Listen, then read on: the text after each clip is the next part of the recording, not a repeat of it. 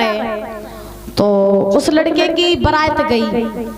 तो जब बारात के लिए वो लड़का तैयार हुआ तो जैसे ही बारात लेकर के चला तो जो लड़की को बाप रहे, बड़े ध्यान से सुनना महाराज, लड़की का जो बाप रहे तो लड़की के बाप ने लड़के से कहा कि देखो दमाद जी तुम बारात लेकर के तो आना, लेकिन मेरी एक शर्त है।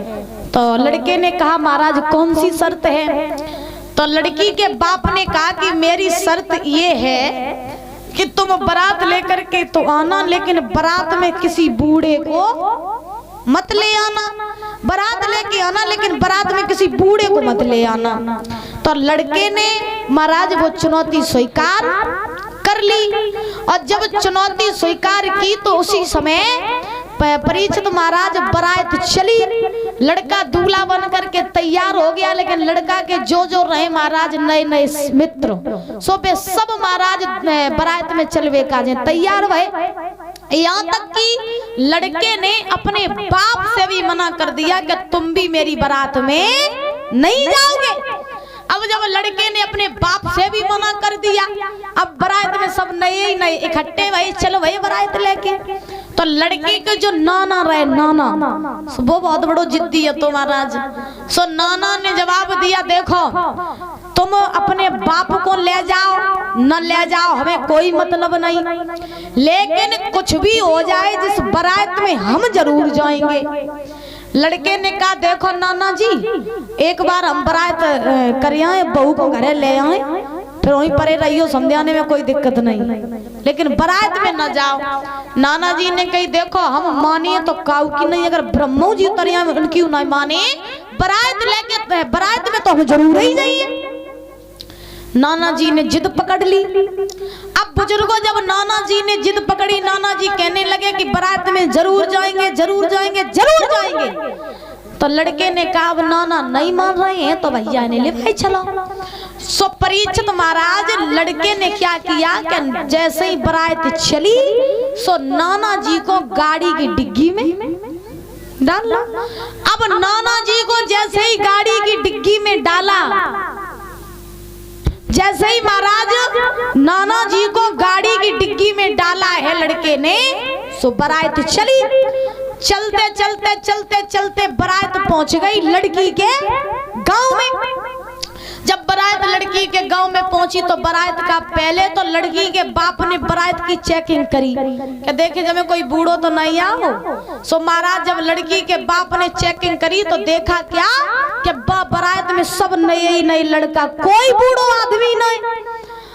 अब लड़की के बाप ने कहा चलो जवान जी तुम बारात तो बढ़िया लेके आए, तुमने मेरी चुनौती स्वीकार कर ली, अब तुम्हारी बारात में सब नए ही नए लड़का, अब चलो द्वार चार के लिए। सो परीक्षित महाराज लड़का जैसे ही द्वार चार के लिए चला और जैसे ही पटा पे चढ़ा और जैसे ही महाराज पटा पे चढ़ो सो लड़की के बाप ने कही एक और शर्त मेरी मान लो। अब लड़का जो रहे सो बड़ो परेशान होएगा। लड़का सोचने लगा अच्छा ससुर जी हमने तुम्हें एक चुनौती मानी, अब तुम दूसरी मनवाए रहे हो, जो तो बड़ी गलत बात है। लड़के ने कहा चलो बताओ कौन सी तुम्हारी शर्त है। तो लड़की के बाप ने कही कि देखो बारात और द्वार चार तुम्हारा हम तभी करवाई, बारात तभी चढ़वाई जब तुम मेरी एक शर्त माने हो। लड़के ने कहा कौन सी शर्त? तो लड़की के बाप ने कहा कि शर्त ये है कि मेरे गांव में एक पानी की नदी बहती है, मेरे गांव में एक पानी की नदी बहती है और उस पानी की जगह पीछे वाले दादा ध्यान से सुन लेना। लड़की के बाप ने कहा लड़के से कि मेरे गांव में पानी की नदी बहती है और तुम उस नदी में पानी की जगह दूध बहा दो तो मैं बारात चढ़ाने के लिए तैयार हूँ। अब लड़का अकेलो और बारात में सब नए ही नए लड़का, किन के अंदर इतनी बुद्धि जो पानी की जगह दूध बहाए देवे? बताओ परीक्षित महाराज, ऐसा तो हो ही नहीं सकता है कि पानी की जगह नदी में दूध बहा दिया जाए। अब ध्यान से सुनना क्या महाराज खुश रहो। हुआ ऐसा कि आज लड़के ने अपने ससुर जी से कहा, देखो ससुर जी, ऐसा तो हो ही नहीं सकता है कि मैं पानी की जगह दूध बहा दूं और तुम भी ये शर्त पे शर्त रखते जा रहे हो, अच्छी बात नहीं है, शादी हो जाने दो। लड़की के बाप ने कहा, शादी अब तभी हुई है जब तुम मेरी शर्त मानी हो। अब महाराज, अब लड़का अपने दोस्तन की तरफ देखे, अब बेऊ एक दूसरे के मुंह गाई देखे, अब लेकिन बात काऊ को ना आए कि वो करें तो करें क्या।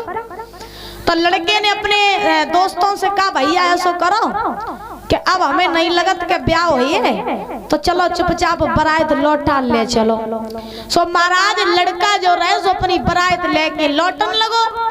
भाई गाड़ी में लड़का बैठो जहाँ डिग्गी में नाना डरे थे। सो परीक्षित महाराज अब जैसे ही लड़का गाड़ी में बैठा, नाना जी बोले क्या हुआ, बड़ी जल्दी बारात लेके आई है वापस। अब लड़का कहने लगा, नाना जी अब बारात लेके कहाँ आई है, बारात जब चढ़ी हो तब तो हम बारात को लेके आए, तब तो हम बहू ले जाए, बारात ही नहीं चढ़ी। नाना जी बोले बारात क्यों नहीं चढ़ी। तो लड़के ने कहा, नाना जी बारात जासो नहीं चढ़ी कि लड़की के बाप की एक शर्त है कि पानी की जो नदी बहती है उस नदी में पानी की जगह अगर दूध बहा दे तो फिर बारात तभी चढ़ेगी। तो नाना जी बोले, तो तुमने क्या किया। तो लड़के ने कहा, नाना जी हो ही नहीं सकता कि पानी की जगह दूध बहा दे, तो इसलिए बारात लौटा ले जा रही है, ब्याह का हुई है। महाराज नाना जी बोले, चिंता न करो, हमने तुमसे कही थी कि जिन नई नई लड़कन को न लिवाए जाओ, कहू बूढ़े को लिवाए ले चलो, लेकिन तुमने मेरी बात नहीं मानी। सुनो, अगर लड़की का बाप ये कह रहा है कि नदी में पानी की जगह दूध बहा दो, तो तुम जाएगा लड़की के बाप से जगह दो कि हे ससुर जी, तुम पूरी नदी को पानी खाली करवाए दो, दूध बहावे का हम तैयार हैं। बात समझ में आ रही है। नाना जी ने कहा अपने नाती से कि तुम चले जाओ और जाके अपने ससुर से कह दो जाके कि तुम पूरी नदी को पानी खाली करवा दो, दूध हम बहा देंगे। महाराज लड़का दौड़ के गया ससुर जी के पास में, और ससुर के पास में जाके लड़के ने कहा, सुनो ससुर जी, ज्यादा ही चल रहे थे कछु है, तुम्हें नहीं पता, मेरी एक बात सुनो, अगर तुम्हारी ये शर्त है कि मैं पानी की जगह दूध बहा दूं, तो मेरी भी एक शर्त है कि तुम पूरी नदी को पानी खाली करवा दो, दूध बहाने के लिए हम तैयार हैं। लड़की को बाप सोचने लगो, है जहाँ में इतनी बुद्धि कहाँ थे आई है। सो महाराज आज लड़की के बाप ने जवाब दिया, हमें ऐसा लगत कि जब बारात में कोई ना कोई बूढ़ो जरूर आओ। सो जो इतने वचन कहे सो महाराज